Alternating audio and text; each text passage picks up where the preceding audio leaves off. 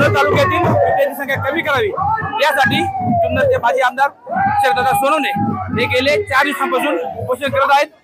त्याच उपोषणाचा भाग म्हणून माजी आमदार शरद सोनवणे यांच्या मार्गदर्शनाखाली आज जुन्नर शहरातून मोर्चा काढण्यात आला आहे। या मोर्चामध्ये जुन्नर तालुक्यातील नागरिकांसह धनगर बांधव मोठ्या संख्येने सहभागी झाले आहेत। धनगर बांधव या ठिकाणी मेंढ्यांसह सहभागी झाले आहेत। जुन्नर तालुका बिबटमुक्त व्हावा, जुन्नर तालुक्यातील बिबट्याची संख्या कमी व्हावी यासाठी शासनाने ठोस उपाययोजना कराव्यात। जुन्नर येथील बिबट निवारा केंद्राची क्षमता वाढवावी, त्याचबरोबर बिबट सफारी लवकरात लवकर सुरू करावी अशी मागणी या ठिकाणी माजी आमदार शरद सोनवणे यांनी या मोर्चाच्या माध्यमातून केली आहे।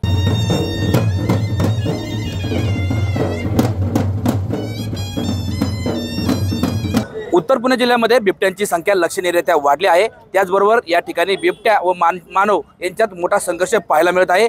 बिबट्याच्या हल्ल्यामध्ये मागील काही कालावधीमध्ये 5 जणांना आपला प्राण गमवावा लागला आहे। याच पार्श्वभूमीवरती जुन्नरचे माजी आमदार शरददादा सोनवणे यांनी बिबटमुक्त जुन्नर तालुका यासाठी आंदोलन छेडलं आहे। या आंदोलनाला जुन्नर तालुक्यातील नागरिकांचा व धनगर समाजाचा मोठा पाठिंबा मिळत आहे। या ठिकाणी धनगर समाजाच्या वतीने आज आंदोलन पुकारण्यात आलं असून आपल्यासोबत आहेत हे आंदोलन पुकारणारे जुन्नरचे माजी आमदार शरददादा सोनवणे। दादा, काय सांगाल, काय आहे आंदोलन? मला अतिशय दुःख होत आहे की ह्या बिबटच्या हल्ल्यामध्ये आमच्या प्रशासनाच्या निष्क्रियतेमुळे, अधिकाऱ्यांच्या चुकीच्या धोरणामुळे आज आमची 1 महिन्यामध्ये 5 माणसं मेली, ठार केली, बिबट्याने ठार केली आणि खाल्ली। आणि असं वातावरण आहे की हजारोपेक्षा जास्त आज आमचे प्राणी म्हणजे मेंढरू असेल, शेळी असेल आणि या सगळी लोक आमच्यातली गमावलेली आहेत। भीतीचं वातावरण आहे आणि 700 पेक्षा अधिकचा काउंट आज जुन्नर, फक्त एकटा जुन्नर तालुक्यामध्ये आहे। आणि अशा परिस्थितीमध्ये अधिकाऱ्यांचे जे सिस्टीम आमचे पुणे जिल्ह्याचे आहेत ते आणि अमोल सातपुते हे अतिशय निष्क्रिय ठरलेले आहेत। एवढी मोठी घटना झाल्यानंतर राज्याचे मुख्यमंत्री संवेदनशील असतात, उपमुख्यमंत्री संवेदनशील असतात, वनमंत्री संवेदनशील असतात, परंतु इथले मात्र जिल्ह्याचं प्रशासन आणि माझ्या तालुक्याचे असले उपवन संरक्षण सातपुते आणि प्रवीण हे दोघंही व्यक्ती अक्षरशः यांना लोकांची जाणीव नाहीये। यांच्या वर्ध्या यांच्या घरच्या समजतात, यांना मिळाली वरती हे यांची स्वतःची फुशारकी समजतात, सर्वसामान्यामध्ये आलेले नाहीत। आमच्या बळीला हे कारणीभूत आहे। या दोन्ही अधिकाऱ्यावर सदोष मनुष्यवधाचा गुन्हा दाखल व्हावा। माझी गेलेली माणसं ही परत येऊ शकत नाही। आजही 50 फुटाच्या 40 फुटाच्या झाडावर बिबट वरती जातो, चढत तिथं थांबतो, टेहाळणी करतोय, त्याचा आक्रमक पवित्रा वाढलेला आहे। आणि 700 पेक्षा कमालीच्या जास्त बिबटे जुन्नर तालुक्यामध्ये, जुन्नर शहरामध्ये आणि परिसरामध्ये आहेत। त्यामुळे आमचं भीतीचं वातावरण आहे। याच्यामध्ये आम्हाला तातडीने शासनाने, माझं आव्हान आहे, माझा विश्वास आहे, हे जे सर्वसामान्याचं जे सरकार आहे त्याच्यामध्ये आदरणीय एकनाथजी शिंदे साहेब आणि देवेंद्रजी, अजितदादा ही लोक सर्वसामान्यामध्ये फिरणारी आहेत। मी त्यांच्याबरोबर इतक्या वर्ष काम करतोय। माझी हात जोडून सरकारला विनंती आहे, प्रशासन मुजोर झालेलं आहे, तुम्ही तातडीने खाली या जुन्नर तालुक्याच्या जनतेमध्ये या आणि या लोकांना न्याय निवाडा करा। तुम्ही सगळे खाली आले पाहिजेत आणि तुम्ही लोकांनी न्याय निवाडा केला पाहिजे अशी माझी ठाम विनंती आहे। तुम्ही मुख्यमंत्री, दोन्ही उपमुख्यमंत्री आणि वनमंत्री या सर्वांनी या ठिकाणी आलं पाहिजे अशी माझी आपल्या द्वारे तातडीची मागणी आहे। अतिशय गंभीर विषय, एखादा ज्वालामुखी फुटावा, एखादा बॉम्ब ब्लास्ट व्हावा, अशा पद्धतीने तेवढ्याच दाहकतेचा आमचा हा बिबट हल्ला आहे आणि याच्याकडे फार व्याकुलतेने शासनाने तत्पर पाहावं अशी माझी विनंती। खरं तर बिबट्या आणि मानव यांच्यातला संघर्ष टाळला पाहिजे, मात्र हा संघर्ष टाळण्यासाठी काय उपाययोजना कराव्यात असं आपल्याला वाटतं? उपाययोजना मी 2018-19 आमदारकीच्या वेळेस माझं त्या ठिकाणी विधिमंडळामध्ये शेवटचं भाषण फार प्रभावी होतं। त्याच्यानंतर मी त्यांना लेखी पत्र दिलं होतं की मला दिसते भविष्यामध्ये हे जी जात आहे ही बिबट्याची जात म्हणजे मांजराची जात आहे। एका वेळेला त्यांना 7-7, 8-8 पिल्लं होतात। ज्या वेळेला 2002 आणि 2004 मध्ये बिबट आले तर त्यावेळेस संख्या होती 25 आणि 30ची, नंतर झाली ती 100ची, आता ती आहे 700 पेक्षा अधिकची। म्हणजे हे मांजराच्या प्रजातीतला असलेला हा बिबट हा अतिशय धोकादायक ठरलेला आहे। त्यामुळे मला असं वाटतं की याच्यामध्ये जे मी त्यावेळेला भाषण आणि पत्र नोंदवलेलं शासनासमोर त्याच्यामध्ये या सर्व अधिकाऱ्यांनी कुठलीही कारवाई केलेली नाही। आणि त्यानंतर इथे असलेलं आमचं मानिकडो आहे बिबट निवारा केंद्र, त्या बिबट निवारा केंद्रामध्ये या ठिकाणी 40 लोकांना परवानगी आहे बिबट्यांना, ती 300ची व्हायला पाहिजे। दुसरी गोष्ट, सकाळची 3 फेज लाईट आमच्या शेतकऱ्यांना दिली पाहिजे, आमच्या धनगरांच्या वाड्यांना संरक्षण दिलं पाहिजे। त्या लोकांना आवाजाच्या बंदुकी दिल्या पाहिजे, 1 किलोमीटर आवाज दिली लांब पल्ल्याची, त्यांना बॅटऱ्या दिल्या पाहिजेत आणि विशेषत्वाने त्यांना तंबू दिले पाहिजे. त्या तंबू सुद्धा सरकारने दिले पाहिजेत की ज्या टेंटमध्ये ज्या तंबूमध्ये लहान लहान मुलं आणि हे समजे आमचे लोक त्याच्यामध्ये कमीत कमी उड्यावर असलेला संसार त्यांच्या तंबूमध्ये, कारण त्यांचा संसार हा खांद्यावर आहे, पाठीवर आहे 24 तास. त्यामुळे त्या लोकांचं संरक्षण व्हायला पाहिजे. या उपाययोजना तात्काळ करून आता जोपर्यंत हे निवारा केंद्र तुमचं 3 महिन्यामध्ये पूर्ण होत नाही, तातडीने 3 महिन्यात पूर्ण केलं पाहिजे जागा संपादित करून. आणि त्याच्या बरोबरीने जे काय तुम्ही आता पकडाल, बिबट्याची संख्या एवढी मोठी आहे, पिंजऱ्याची संख्या अपूर्ण आहे. 150 पिंजरे आणि 700 बिबटे आहेत. त्यामुळे इथं बिबट्याचे पिंजरे वाढले पाहिजेत.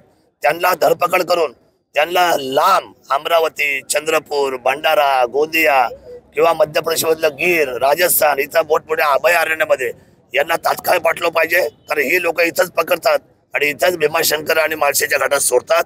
म्हणून ह्या बाबतीमध्ये ह्या उपाययोजना तात्काळ केल्या पाहिजे. आणि कायमची उपाययोजना म्हणजे हे बिबटमुक्त क्षेत्र करायचं असेल तर यांची 100% नसबंदीचं निर्णय हा धोरणात्मक सरकारने केला पाहिजे. आणि बिबट इथं ठेवता कामा नये, कारण इथं लपण उसाचा असल्यामुळं त्याला ती जागा मिळते आणि तो त्या ठिकाणी 100% आमच्यावर भक्ष्य म्हणून तो ठिकाणी आमच्या अंगावर येतो.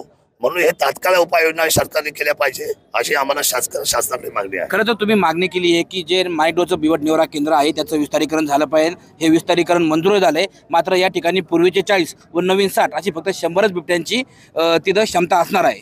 त्याचं कारण असं आहे, हलगर्जीपणा. 12.5 पैकी 6 हेक्टरने ताब्यात घेतली आताशी. आणि हा धीमे पद्धतीने हा अधिकारी म्हणतो की याला अजून वर्षभर लागेल. अरे काय आपण बोलतोय, काय आपण वागतोय. 12.5 हेक्टर एका वेळेला आपण हातामध्ये घेऊन एका वेळेला काम चालू केलं तर तिथं कमी कमी आता 150 बिबटे बसतील आणि आधीचे 40 म्हणजे 190 झाले. आमची बिबट सफारी चालू करा तातडीने, ती चालू केल्यावर त्याच्यामध्ये 60 जातील. म्हणजे झाले का 250-300ची संख्या.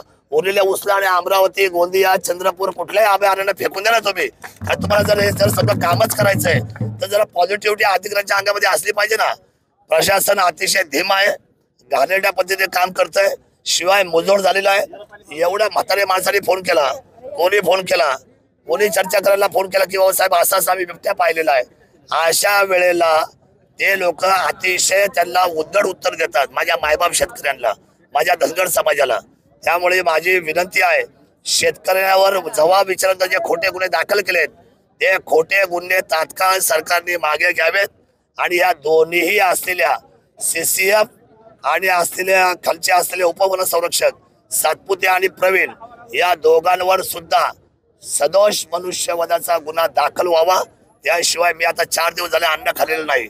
माझा जीव गेला तरी बेहत्तर, पण मी मात्र शेतकऱ्यांची आणि माझ्या धनगर मेंढपाळाची जागा आणि त्याची बाजू शेवटच्या प्राणापर्यंत सोडणार नाही, एवढंच मी तुम्हाला या निमित्ताने सांगतो.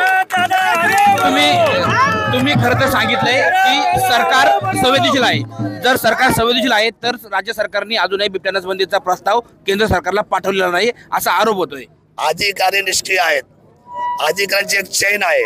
इथून उपवन संरक्षण तर CCF पासून तर सचिव आणि सचिव पासून तर नागपूर आणि नागपूर पासून दिल्ली यांचा आत्ताशी हा इथून पुण्यापर्यंत प्रस्ताव गेलाय. काय करतायत अधिकारी, कशा पद्धतीने वागतात या अधिकारी. या अधिकाऱ्यांनी अक्षरशः लाच सोडलेली आहे.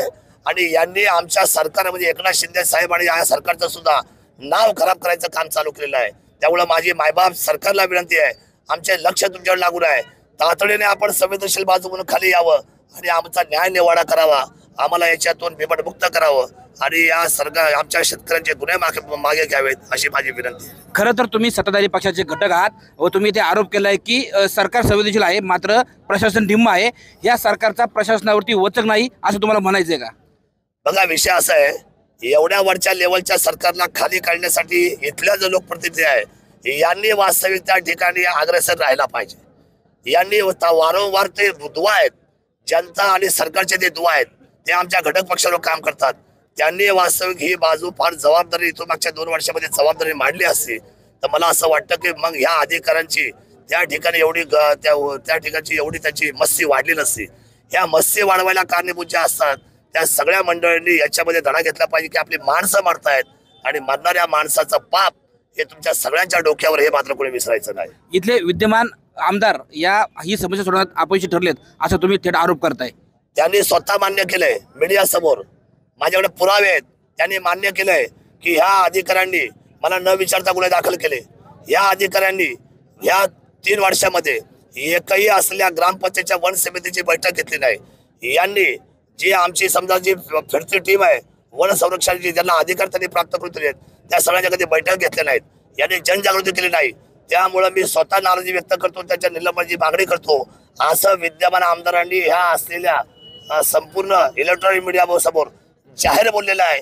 त्यामुळं त्यांच्यावर आरोप होत असताना ते त्यांच्या ठिकाणचे सेंटर बिंदू आहेत, त्या ठिकाणी ते काम करतात. त्यांच्या हातात प्रशासन आहे आणि वर त्या प्रशासनाला न कळल्यामुळं या खाली ठिकाणी असलेल्या अधिकाऱ्यांची मुजोरकरी वाढलेली आहे. आणि म्हणून मी या सगळ्या प्रशासकीय व्यवस्थेच्या अधिकाऱ्यांचा धिक्कार या ठिकाणी जाहीरपणे करतो. खरं तर बिबटमुक्त जुन्नरसाठी तुम्ही उपोषण सुरू केले, आंदोलन सुरू केले. आंदोलनाची पुढली दिशा काय असणार आहे? आंदोलनाची पुढची दिशा जशी जशी माझी तब्येत खालावेल तसं तसा असलेला कायदा माझी जनता हातामध्ये घेतल्याशिवाय राहणार नाही. काही घडू शकतं, काही होईल आणि मी मेलो तरी बेहतर, मात्र न्याय घेतल्याशिवाय राहणार नाही. मी आज ठाम सांगतो आपल्या सर्वांच्या साक्षीने. खरं तर बिबटमुक्त जुन्नर तालुका व्हावा यासाठी माजी आमदार शरददादा सोनवणे यांनी या ठिकाणी आंदोलन पुकारलं आहे. मी मेलो तरी बेहतर, पण हे आंदोलन थांबणार नाही. सरकारने व प्रशासनाने जर दखल घेतली नाही तर जनता कायदा हातामध्ये घेईल, असं वक्तव्य या ठिकाणी माजी आमदार शरददादा सोनवणे यांनी केलं आहे. टाइम्स नाऊ मराठीसाठी सचिन तोडकर, जुन्नर.